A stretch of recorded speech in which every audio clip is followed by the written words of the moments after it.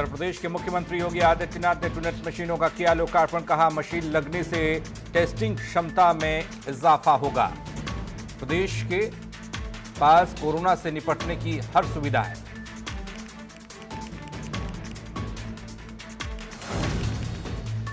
उत्तर प्रदेश के मुख्यमंत्री आवास को उड़ाने की धमकी मिली है। धमकी देने के मामले में दर्ज हुई एफआईआर। गौतमपल्ली थाने में कई मामले में एफआईआर दर्ज हुई है। दुनिया में कोरोना की रफ्तार कम होने का नाम नहीं ले रही। पूरी दुनिया में कुल कोरोना मरीजों का आंकड़ा 76 लाख के पार पहुंचा है। इसमें 4,24,000 से ज्यादा लोगों की मौत हो चुकी है। कोरोना से अब दुनिया के 188 देश प्रभावित हैं। देश में कोरोना वायरस की रफ्तार बढ़ रही है। भारत में भी कोरोना की रफ्तार बढ़ रही है। इसका मतलब आंकड़ा पहुंचा है 2,97,535। वहीं कोरोना से अब तक 1,47,194 लोग ठीक हो चुके हैं, जबकि 8,498 लोगों की मौत हुई है।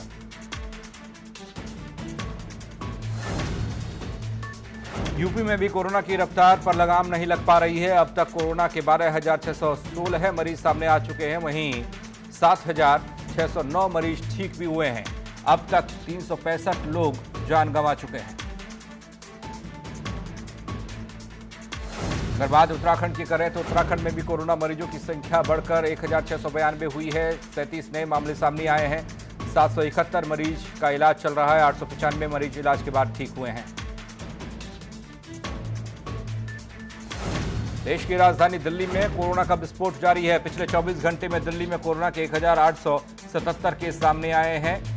ये अब तक का सबसे बड़ा उछाल है। इस दौरान 65 लोगों की जान गई है। इसके साथ ही दिल्ली में कोरोना से मौत का रिकॉर्ड भी टूट गया। उधर महाराष्ट्र में कोरोना वायरस की रफ्तार तेजी से आगे बढ़ रही है। देश में सबसे ज्यादा मरीज महाराष्ट्र में हैं। पिछले 24 घंटे की बात करें तो महाराष्ट्र में कोरोना के 3,607 नए मामले सामने आए हैं। राज्य में एक दिन में ये सबसे ज्यादा केस है। महाराष्ट्र में पिछले 24 घंटे में 152 लोगों की जान गई कोरोना से। देश में कोरोना के बढ़ते मामलों को लेकर आईसीएमआर ने बड़ा दावा किया और कहा कि देश में कोरोना का कम्युनिटी ट्रांसमिशन नहीं है। भारत जैसे बड़े देश में वायरस का प्रसार बेहद कम है। इधर गौतम बुद्ध नगर के डीएम को सुप्रीम कोर्ट से फटकार लगी है। साथ ही पूछा है कि देश से अलग कैसे है एक जिला और गाइडलाइंस यहां की। घर सील करने की बजाय पूरा इलाका सील क्यों किया गया। साथ ही कहा कि नोएडा के डीएम अपने आदेश की समीक्षा करें। काशीपुर में होम क्वारंटीन की जमकर धज्जियां उड़ाई जा रही है। होम क्वारंटीन होने के बाद लोग घर में ताला लगाकर गायब हो गए हैं। मामले की सूचना मिलने के बाद पुलिस होम क्वारंटीन हुए लोगों की तलाश कर रही है। एटा के जिला अस्पताल में कोरोना जांच के लिए ट्रूनेट मशीन लगाई गई है। इसे जांच में काफी राहत मिल रही है। पहले जांच के लिए सैंपल एटा अलीगढ़ जाते थे। अब ये मशीन लगने के बाद अस्पताल प्रशासन को काफी राहत मिल रही है। इस मशीन से 1 घंटे में 2 लोगों की रिपोर्ट आ जाएगी। इस मशीन को अगर 10 घंटे चलाते हैं तो 20 मरीजों की रिपोर्ट आ जाएगी। उत्तराखंड के अल्मोड़ा में अब तक तकरीबन 60,000 प्रवासी अपने घर लौट चुके हैं, जिसमें रेड जोन से आए करीब 1200 प्रवासियों को जिला प्रशासन की तरफ से संस्थागत क्वारंटीन किया गया था। बाकी लोगों को होम क्वारंटीन में भेजा गया था। सरकार की तरफ से कोविड-19 को लेकर जारी गाइडलाइंस के अनुसार 40 क्वारंटीन सेंटर को बदलकर 30 कोविड केयर सेंटर में तब्दील किया गया।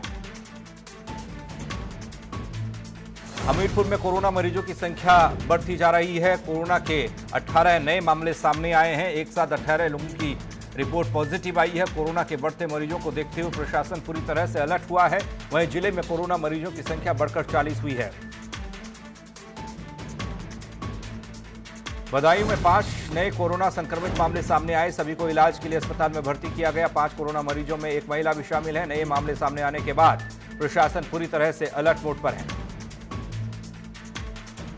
कोरोना काल में आंगनबाड़ी वर्कर्स के काम को देखते हुए अब विभाग प्रमोशन का तोहफा देने की तैयारी कर रहा है। प्रदेश की महिला और बाल विकास मंत्री रेखा आर्य ने जुलाई तक आंगनबाड़ी वर्कर्स के प्रमोशन के निर्देश विभाग के अधिकारियों को दिए हैं। मंत्री के अनुसार 105 पद में जिनमें प्रमोशन किया जाएगा। चंपावत में भर्ती 5 कोरोना संक्रमितों को जांच के बाद जिला अस्पताल से डिस्चार्ज किया गया। होम क्वारंटीन रहने के लिए कहा गया। टनकपुर आइसोलेशन वार्ड में 4 कोरोना संक्रमितों को डिस्चार्ज किया गया है। डॉक्टर्स ने ताली बजाकर कोरोना की जंग जीतने वालों को विदा किया। चंपावत जिला अस्पताल से अब तक 21 लोगों को डिस्चार्ज किया जा चुका है।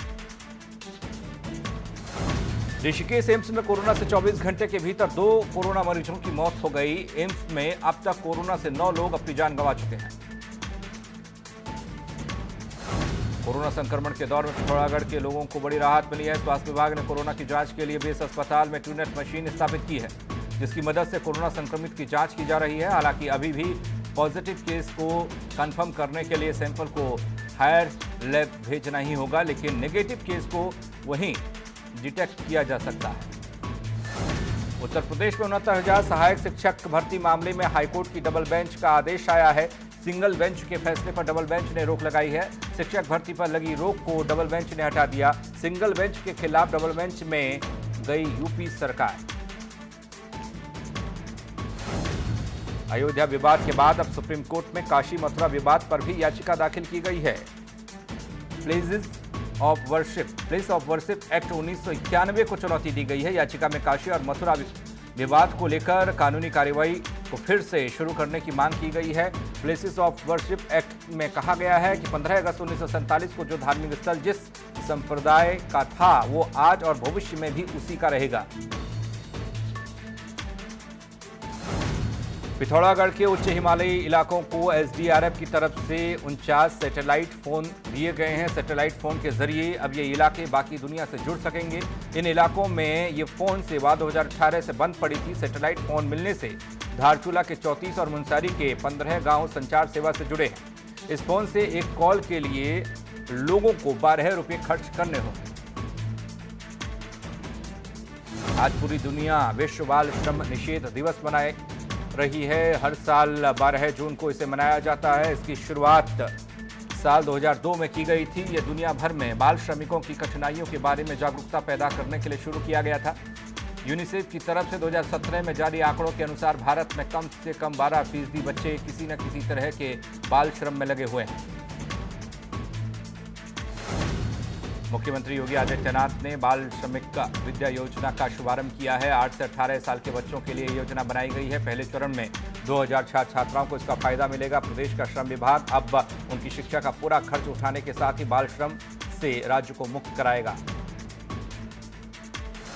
मोदी सरकार 2.0 के 1 साल पूरा होने के मौके पर बीजेपी का अभियान चल रहा है। जन जन तक पहुंचाने का काम योजनाओं को हो रहा है। बीजेपी के इस अभियान का नाम आत्मनिर्भर अभियान रखा गया है। इस अभियान के जरिए केंद्र की मोदी सरकार की योजनाओं को जन जन तक पहुंचाने की कोशिश की जा रही है। 20 जून तक आत्मनिर्भर अभियान चलेगा। पिथौरागढ़ में चीन बॉर्डर तक बन रही मुनस्यारी मिलम सड़क के लिए बीआरओ ने वायुसेना के हेलीकॉप्टर से सड़क निर्माण के लिए मशीनें पहुंचाई हैं। चट्टान काटने में आ रही परेशानी को देखते हुए ये कदम उठाया गया। दरअसल 65 किलोमीटर के इस सड़क मार्ग में 22 किलोमीटर पर चट्टान काटने में परेशानी आ रही थी। ऑस्ट्रेलिया के एक थिंक टैंक ने दावा किया है कि चीन दुनिया पर असर डालने के लिए खास तरीके अपना रहा है। ऑस्ट्रेलिया स्टडीज पॉलिसी इंस्टीट्यूट की रिपोर्ट में दावा किया गया है कि चीन की कम्युनिस्ट पार्टी ने कूटनीति और प्रोपोगेंडा के अलावा दूसरे तरीकों को अपनाना शुरू किया है। अमेरिकी राष्ट्रपति डोनाल्ड ट्रंप के G7 समूह में शामिल होने को लेकर जहां भारत ने सकारात्मक संकेत दिए, वहीं भारत के पुराने दोस्त रूस ने इसे चीन को अलग थलग करने की रणनीति करार दिया। रूस ने भारत से अलग लाइन पर चलते हुए चीन की तरफदारी की। अंतर्राष्ट्रीय एजेंसी ने भारत की अर्थव्यवस्था के मौजूदा दौर की रेटिंग संतोषजनक बताई है। साथ ही इसे नजरिया स्टेबल बताया है। एजेंसी के मुताबिक भारत की मॉनिटरी सेटिंग बढ़ोतरी की तरफ है और रियल विकास दर औसत के ऊपर।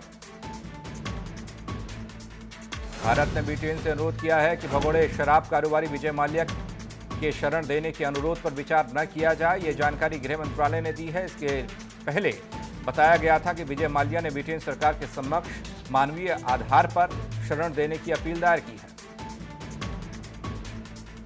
पाकिस्तान को भारतीय सेना ने एक बार फिर से करारा जवाब दिया है। भारतीय सेना ने पीओके में एलओसी से सटी 10 पाकिस्तानी सेना की चौकियों को तबाह किया है। दरअसल पाकिस्तानी सेना ने जम्मू कश्मीर के राजौरी और पुंछ सेक्टर में गोलाबारी की थी, जिसमें सेना के जवान हरचरण सिंह शहीद हो गए थे। पठानकोट में पकड़े गए लश्कर-ए-तैयबा के 2 आतंकियों से प्रारंभिक पूछताछ में बड़े खुलासे हुए हैं। पाकिस्तान अब कश्मीर में आतंकियों तक हथियार पहुंचाने के लिए पंजाब को जरिया बना रहा है। तस्करी से पंजाब से हथियार जम्मू कश्मीर पहुंचाएगा और यहां से इन्हें कश्मीर में इस्तेमाल में लाया जाएगा।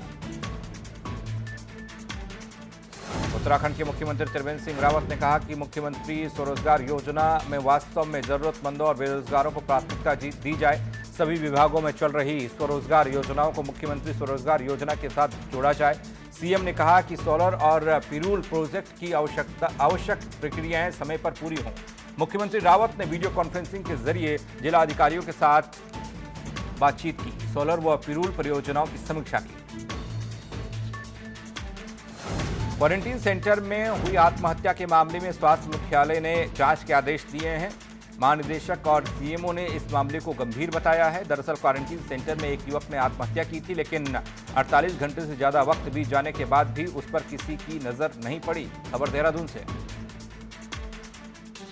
कोरोना महामारी के बीच टिहरी बांध के विद्युत उत्पादन और संचालन में कोई दिक्कत नहीं आई।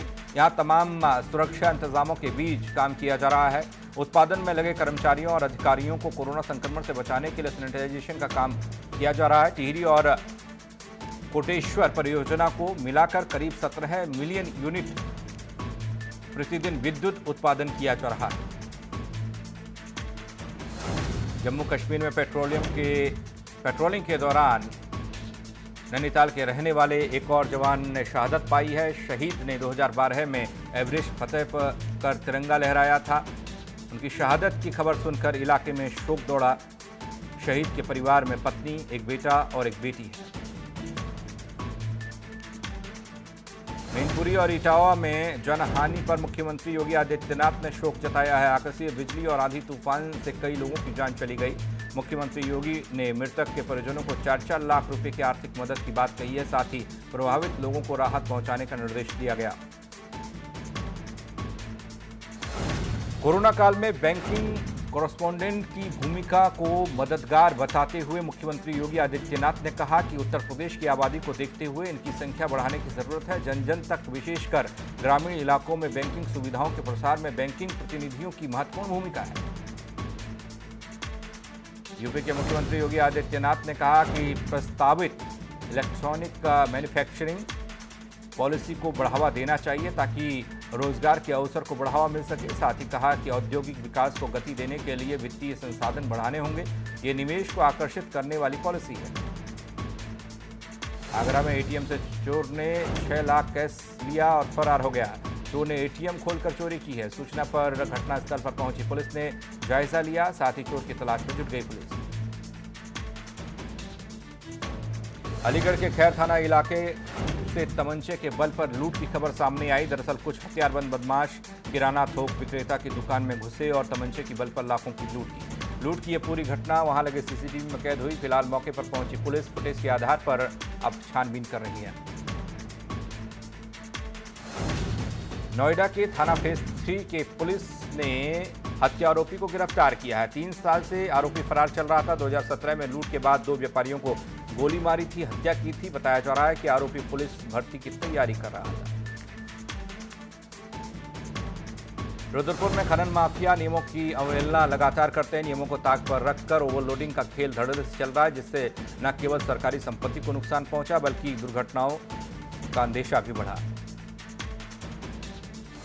फतेहपुर के कलेक्ट्रेट परिसर में एसडीएम की गाड़ी को होमगार्ड धक्का लगाते नजर आए। ड्यूटी पर तैनात होमगार्ड्स ने एसडीएम के ड्राइवर के कहने पर धक्का लगाया। अचानक गाड़ी खराब हुई थी, जिसके बाद तस्वीर आपके सामने।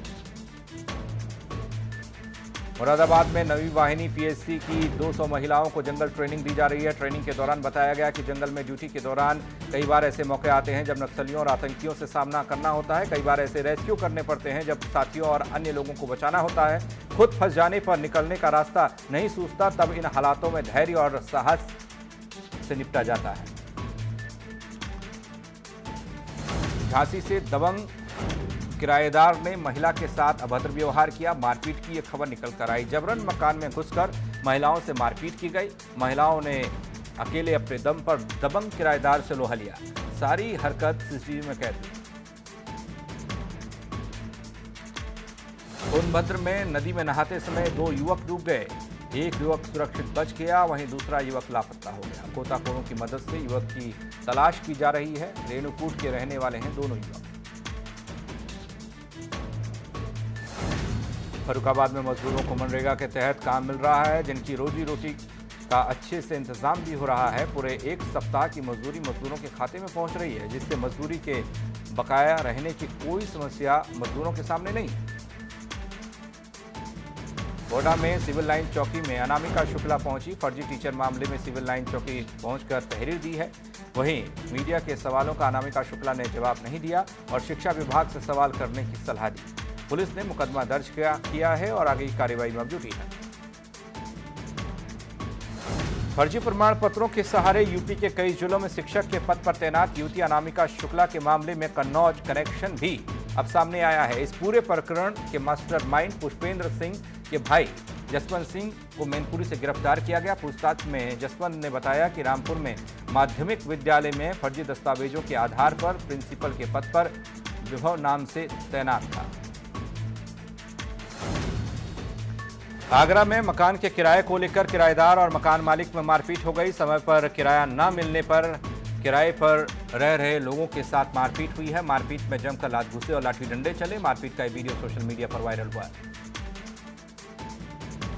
गाजियाबाद में मुफ्त शराब नहीं देने पर शराब के ठेके पर शराबी ने जमकर पथराव किया। पथराव की वजह से लोगों में अफरा तफरी मची। दुकानदार ने पुलिस को इसकी सूचना दी, जिसके बाद मौके पर पुलिस पहुंची, आरोपी को हिरासत में लिया, तब जाकर माहौल शांत हुआ।